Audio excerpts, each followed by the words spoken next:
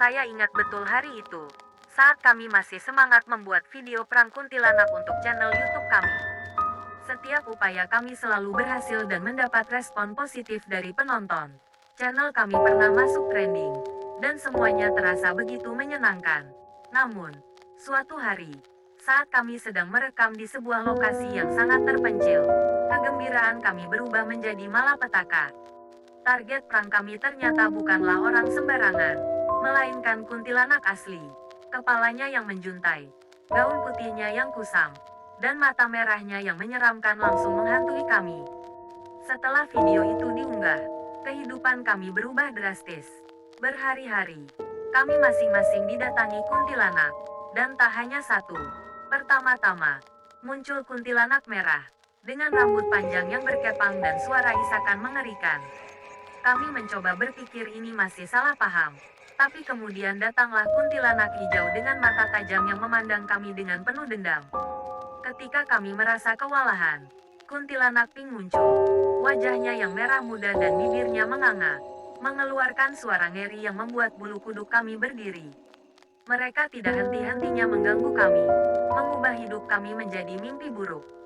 Salah satu dari kami bahkan sampai celaka, dan akhirnya masuk ke dalam rumah sakit. Kami hidup dalam teror yang tak berkesudahan, dengan penyesalan mendalam karena perbuatan kita yang meremehkan kekuatan kuntilanak. Dan sejak itu, kita tak pernah tahu apa yang akan terjadi selanjutnya. Setiap malam, kami terjebak dalam ketidakpastian yang mengerikan. Suara-suara misterius memenuhi rumah kami, dan bayangan kuntilanak selalu mengintai di sudut-sudut gelap. Kami mencoba berbagai cara untuk mengusir mereka, termasuk meminta bantuan paranormal dan mencari benda-benda berkekuatan supranatural. Tetapi semua upaya itu tampaknya sia-sia. Kami takut tidur, takut bergerak sendiri, dan takut akan akibat dari video perang kami yang tak pernah kami duga sebelumnya.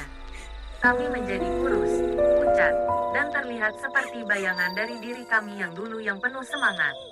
Meskipun kami telah belajar dari kesalahan kami, kuntilanak-kuntilanak ini sepertinya tidak akan pernah merasa puas. Mereka terus mengganggu kami, mengingatkan kami pada perbuatan kita yang gegabah. Kini, kami hanya bisa berharap bahwa kami akan menemukan cara untuk memuaskan kemarahan mereka atau menemukan jalan keluar dari teror ini. Meskipun rasanya semakin mustahil setiap harinya. Waktu berlalu, dan kami terus berjuang melawan teror kuntilanak yang semakin kuat. Namun, setiap langkah yang kami ambil untuk mencari jalan keluar semakin menambah kemarahan mereka. Mereka mulai menunjukkan tanda-tanda kehadiran mereka di luar rumah sakti, membuat kami semakin terpojok. Kami merasa tak berdaya, terkunci dalam situasi yang tampaknya tak memiliki akhir. Salah satu dari kami yang paling parah terganggu menjadi semakin lemah, dan kami merasa waktu kami hampir habis. Kami merenung tentang apa yang mungkin bisa kita lakukan untuk mengakhiri teror ini. Mungkin ada cara untuk meredakan kemarahan para kuntilanak, tapi kita perlu mencari petunjuk yang hilang dan mengungkap misteri di balik mereka. Namun, risiko yang kami hadapi sangat besar, dan satu kesalahan kecil saja bisa berarti akhir hidup kami.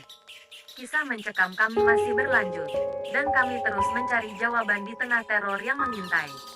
Satu hal yang pasti, kami telah belajar dengan pahit bahwa menganggap remeh kekuatan supranatural adalah tindakan yang sangat bodoh. Dalam keadaan terpojok dan tanpa banyak pilihan, kami mulai merencanakan sebuah ekspedisi yang penuh risiko ke tempat-tempat yang diyakini memiliki kunci untuk meredakan kemarahan para kuntilanak. Itu adalah perjalanan berbahaya ke dalam dunia supranatural, yang kami sebelumnya hanya tahu melalui kisah-kisah mistis. Kami mencari pengetahuan tentang cara menghadapi kuntilanak dan mencari petunjuk di antara buku-buku tua, cerita rakyat, dan sumber-sumber gaib yang kami temukan. Setiap petunjuk yang kami temukan mengarahkan kami ke perjalanan yang semakin berbahaya. Ketika kami akhirnya memasuki lokasi terlarang yang dikenal sebagai Rumah Pusaka Kuntilanak, kami merasa getir di dalam hati. Teriakan dan rintihan makhluk halus memenuhi udara saat kami mencoba mencari kunci untuk mengakhiri kutukan yang menghantui kami.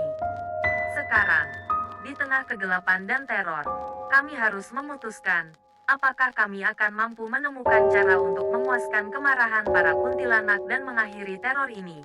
Atau apakah kami akan menjadi korban terakhir dari perang kuntilanak yang berubah menjadi mimpi buruk kami sendiri?